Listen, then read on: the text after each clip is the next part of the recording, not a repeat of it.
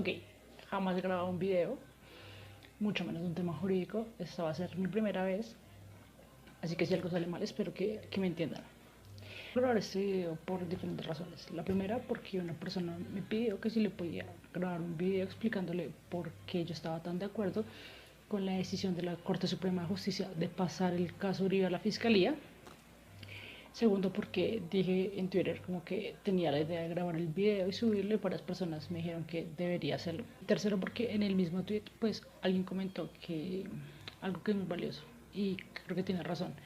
Muchas veces los abogados creemos que en el ámbito jurídico solo deberíamos hablar entre abogados y los abogados tenemos la responsabilidad de hacer que las demás personas entiendan los problemas jurídicos o los casos jurídicos que están pasando. Entonces, voy a tratar de que esto también sea como una ayuda a las personas que no tienen ni idea del tema. Aparte de esto, quiero decir antes unas cosas. Primero, es que en el derecho, mucho menos en el derecho penal, nadie tiene toda la verdad y nadie es dueño de la verdad absoluta, así que puedo cometer errores, puedo cometer imprecisiones. Si las cometo, por favor, me pueden contar, me pueden decir, oye, mira, la embarraste en esto, te equivocaste en tal cosa, y son súper bien recibidas. Y lo segundo es que voy a tratar de hacerlo de la forma más apolítica que se pueda. Siempre he pensado que para un abogado es fundamental el ser objetivo y el no dejar que sus posiciones políticas, ni sus posiciones religiosas, ni sus posiciones de ningún tipo fermenten o dañen la visión jurídica o la visión objetiva. Entonces voy a tratar de explicarlo de la manera más objetiva que se pueda. Como todos sabemos, o la mayoría sabemos, Álvaro Uribe Vélez está siendo juzgado y está siendo procesado por dos presuntos delitos. Primero, manipulación de testigos y segundo, el fraude procesal. Este delito había sido investigado y adelantado por la Corte Suprema de Justicia al punto que han dictado una medida de aseguramiento que es la prisión domiciliaria en contra de Álvaro Uribe Vélez.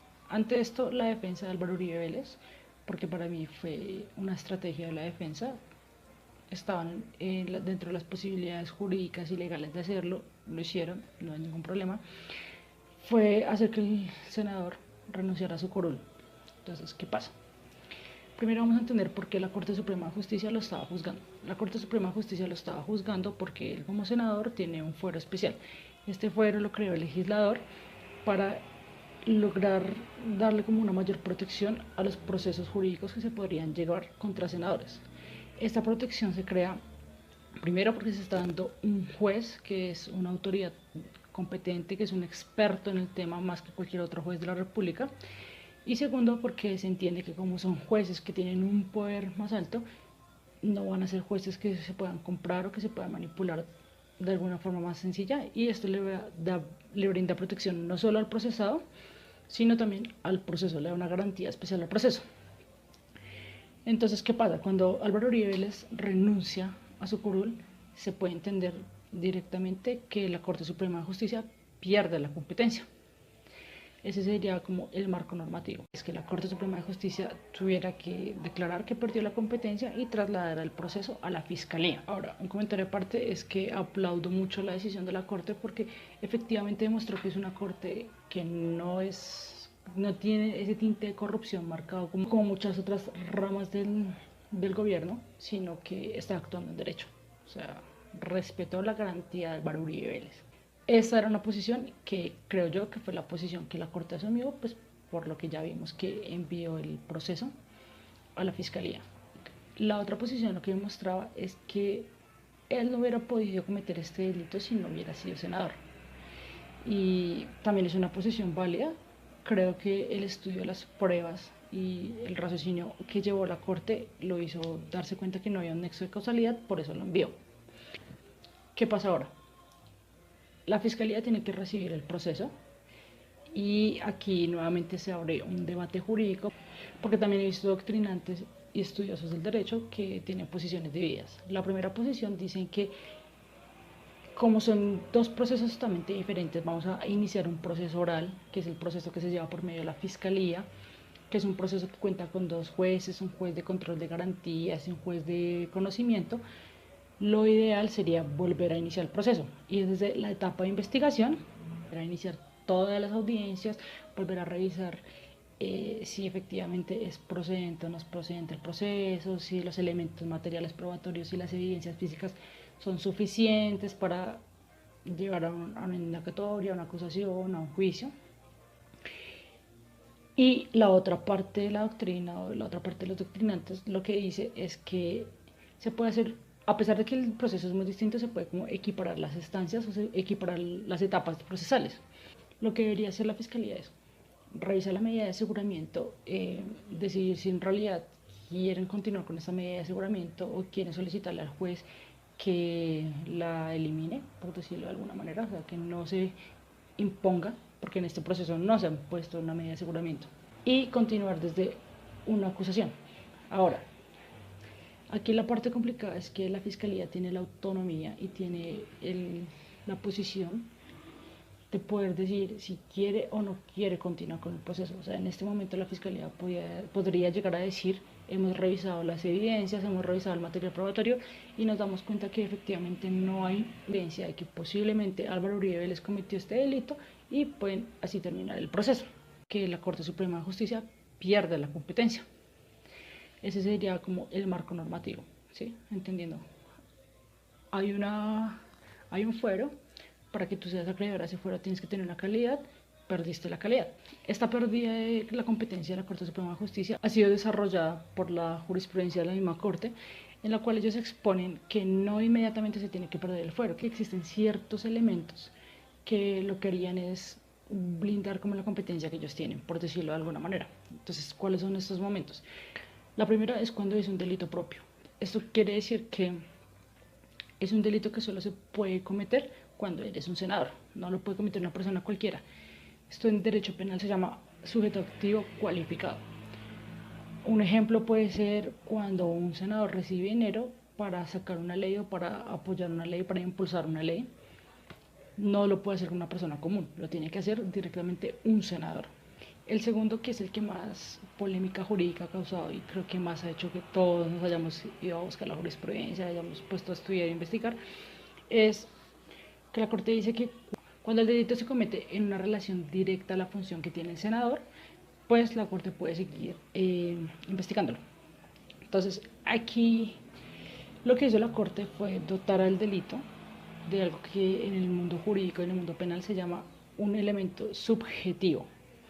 Este elemento subjetivo, como se puede ver, no es algo como un criterio tan cierto o tan perfecto, sino es algo que se tiene que investigar más y que se tiene que estudiar un poco más. Entonces, ¿qué es lo que pasa? Si miramos los dos delitos, que son manipulación de testigos y fraude procesal, desde mi punto de vista, estos delitos no se cometen directamente relacionados con la función de ser senador. Entendemos que Álvaro Uribe Vélez utilizó personas de su equipo, personas de su grupo legislativo. También podemos ver que estos delitos se los pudo haber cometido sin tener que ser senador. Y este es el punto de estudio que creo yo, sin ver la decisión completa de la Corte, porque realmente no he visto si ya salió o no salió. Ese es el punto. Tiene que haber un nexo de causalidad entre soy senador y cometo este delito. No puedo cometer este delito sin ser senador o no lo hubiera podido cometer yo sin ser senador. Entonces, si el delito no tiene esa relación directa o ese nexo de causalidad entre la función de ser senador y la comisión del delito, que para mí no existe en este caso, lo lógico, creo que el último punto importante en este proceso, pues hasta este momento, es la recusación o la posible recusación contra el fiscal general. Y este es un tema súper complicado, ¿okay? Porque se podría entender, si miramos taxativamente las causales para recusación o para que el fiscal se tenga que apartar del caso, no hay una fiscal taxativa que se pueda demostrar en este proceso, lo cual podría ser la salida para el fiscal para poder conocer el proceso. Si nos vamos a una parte no tan objetiva, podemos ver es que el fiscal en muchas ocasiones ha demostrado su cercanía al gobierno y su cercanía al presidente Duque y me imagino que por relación al ex senador Álvaro Uribe. Entonces, ese es un punto complicado. Creo yo y cree la mayoría de las personas que lo mejor para el proceso y por el proceso en este momento sería que el fiscal se apartara y así como que calmara las aguas, ¿no? Ya vimos que este proceso es no solo jurídico, sino también tiene un tinte político súper marcado. Entonces es posible que el fiscal decida apartarse. Creo que objetivamente no hay ninguna causal que demuestre como tal que él tiene que apartarse del proceso.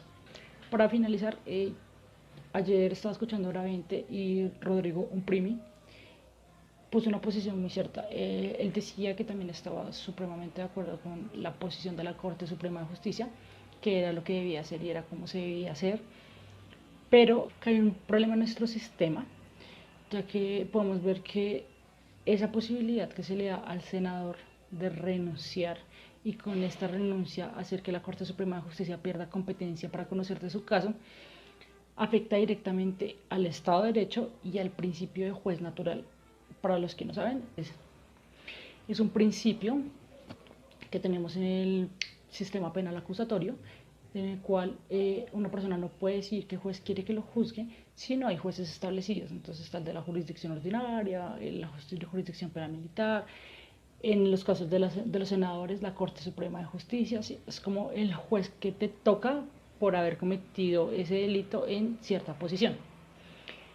Entonces, Oprimir lo que decía era que podemos ver cómo esa posibilidad afecta a este juez natural y afecta al Estado de Derecho, y lo que se debería hacer para evitar esto en casos futuros. En el caso Uribe ya nada que hacer, se tenía que ir a Fiscalía, se fue a Fiscalía, es tratar de que el legislador le dé la facultad a la Corte Suprema de Justicia para investigar cualquier delito sin necesidad de un nexo causal o de que sea un delito propio a los senadores, aun cuando estos renuncien.